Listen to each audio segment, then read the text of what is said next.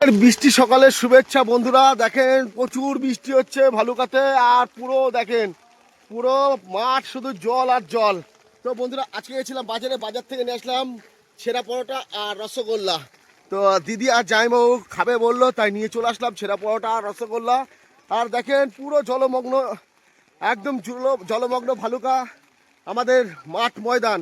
বাবা খুব সুন্দর একটা মিষ্টি হাসি দিয়ে দেখেন বাবা চলেন ছেঁড়া পরোটা আর রসগোল্লা খাবেন চলেন। কেন বাবা?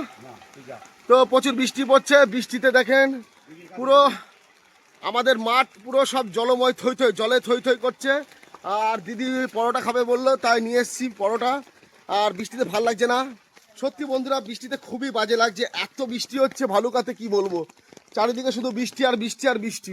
চলে এসেছি বাড়িতে, দিদির পছন্দের ছেঁড়া পরোটা আর রসগোল্লা, এই যে কালো মিষ্টি আর ছেঁড়া পরোটা। এখন খাওয়া দাওয়া হবে। তো বন্ধুরা কারা কারা এরকম ছেঁড়া পরোটা আর রসগোল্লা খেতে পছন্দ করেন আমার দিদির মতো অবশ্যই কমেন্টসে জানাবেন।